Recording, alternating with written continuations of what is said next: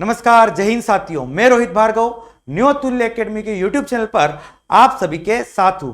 दोस्तों, हम यहां पर बात करने जा रहे हैं, बहुत ही चर्चा वाला मुद्दा है जिसका नाम है निर्वाचन आयोग। जी हां, कि चुनाव आयुक्तों की नियुक्ति में प्रधानमंत्री और विपक्ष का नेता होगा शामिल। जी हां, यहां पर बात करने जा रहे हैं हम निर्वाचन आयोग की। अगर मैं बात करूं कि यह बहुत ही ऐतिहासिक फैसला है जो सुप्रीम कोर्ट के द्वारा हाल ही में दिया गया। चलिए पूरी बात को समझते हैं। अगर मैं बात करूं सबसे पहले तो निर्वाचन आयोग की, अगर मैं बात करूं सबसे पहले यहां पर निर्वाचन आयोग की, तो निर्वाचन आयोग दोस्तों क्या है? निर्वाचन आयोग, और इसी निर्वाचन आयोग का वर्णन संविधान के भाग 15 के अनुच्छेद 324 में, अनुच्छेद 324 में इसी निर्वाचन आयोग का वर्णन है। अगर मैं बात करूं कि यह निर्वाचन आयोग एक प्रकार का संवैधानिक निकाय है। निर्वाचन आयोग एक प्रकार का कैसा निकाय है? संवैधानिक निकाय है। अगर मैं बात करूं इसी निर्वाचन आयोग की स्थापना हुई थी 25 जनवरी 1950 को।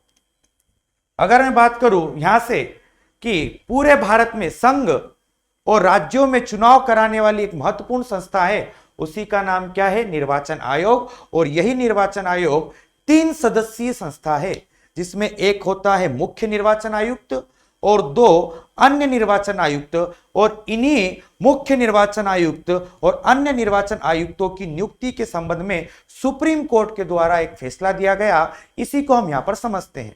बात अगर करूं मैं, सुप्रीम कोर्ट ने निर्वाचन आयोग की स्वतंत्रता सुनिश्चित करने के लिए मुख्य चुनाव आयुक्त और अन्य चुनाव आयुक्तों की नियुक्ति के बारे में ऐतिहासिक फैसला दिया। यह फैसला दिया गया 5 न्यायाधीशों की संविधान पीठ ने। कितने न्यायाधीशों की? 5 न्यायाधीशों की संविधान पीठ के द्वारा यह फैसला दिया गया और कहा गया कि मुख्य चुनाव आयुक्त, जो मैंने कहा था अभी, जो मुख्य चुनाव आयुक्त है और अन्य 3 सदस्य हैं, इनकी नियुक्ति राष्ट्रपति द्वारा 3 सदस्यीय समिति के द्वारा की जाएगी। जो आपका मुख्य निर्वाचन आयुक्त है और अन्य 2 निर्वाचन आयुक्त है, जो मुख्य निर्वाचन आयुक्त है और अन्य 2 निर्वाचन आयुक्त है, इनकी नियुक्ति किसके द्वारा की जाएगी? राष्ट्रपति के द्वारा, लेकिन एक 3 सदस्यीय समिति की सिफारिश पर। यह ध्यान से सुनने वाली बात है। अगर मैं बात करूं कि जो आपके मुख्य निर्वाचन आयुक्त हैं, ठीक है, मुख्य निर्वाचन आयुक्त और कितने? 2 अन्य हैं, अनूप चंद्र पांडे और अरुण गोयल। ठीक है, ये 2 क्या है? अन्य है। अन्य क्या है? निर्वाचन आयुक्त। तो मुख्य और अन्य की नियुक्ति, ये मुख्य निर्वाचन आयुक्त, अन्य निर्वाचन आयुक्त, अन्य, इनकी नियुक्ति किसके द्वारा की जाएगी? राष्ट्रपति के द्वारा। किसके द्वारा की जाएगी? राष्ट्रपति के द्वारा, लेकिन एक 3 सदस्यीय समिति की सिफारिश पर। कितने सदस्यीय? 3 सदस्यीय समिति की सिफारिश पर की जाएगी। तो समिति में, इन 3 सदस्य समिति में कौन कौन होगा? एक होगा इसमें प्रधानमंत्री। कौन होगा? प्रधानमंत्री। एक होगा विपक्ष का नेता। विपक्ष का नेता, देखो प्रधानमंत्री लोकसभा में विपक्ष का नेता, ठीक है। और अगर मैं बात करूं लोकसभा में विपक्ष का नेता और भारत के प्रधान न्यायाधीश यानी CJI, chief justice of India, ये 3 होंगे, ठीक है। अगर लोकसभा में विपक्ष का नेता नहीं है तो सदन में सबसे बड़े विपक्षी दल के नेता सलाह देने वाली समिति में शामिल होंगे। विपक्ष का नेता अगर नहीं है तो सबसे बड़े दल का नेता शामिल होगा। यह व्यवस्था संसद द्वारा इस बारे में कानून बनाए तक लागू रहेगी। जब तक कानून नहीं बन जाता तब तक यह व्यवस्था बनी रहेगी। इसके साथ ही कोर्ट ने केंद्र सरकार को कहा कि चुनाव आयोग एक अलग सचिवालय बनाने की तैयारी की जाए। एक अलग से चुनाव आयोग के लिए सचिवालय बनाया जाए।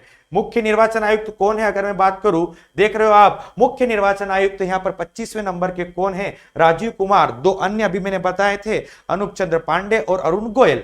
अगर मैं बात करूं, जो राष्ट्रपति मुख्य निर्वाचन आयुक्त और अन्य निर्वाचन आयुक्तों की नियुक्ति करता है, लेकिन अब बदल गया, एक समिति की सिफारिश पर करेगा। ये मुख्य निर्वाचन आयुक्त, इनका कार्यकाल 6 वर्ष का या 65 वर्ष का, जो भी पहले हो। इन्हें सुप्रीम कोर्ट के जज की तरह ही तरह का माना जाता है और समान वेतन भत्ता दिया जाता है, सुप्रीम कोर्ट के जज के समान। और संविधान में चुनाव आयोग के सदस्यों की योग्यता तय नहीं की गई है।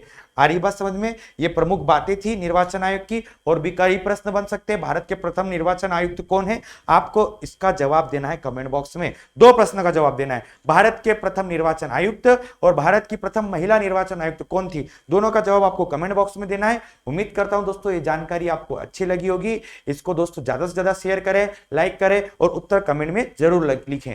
बहुत बहुत धन्यवाद आपका। मिलते हैं अगले सेशन में। जय हिंद, जय भारत दोस्तों।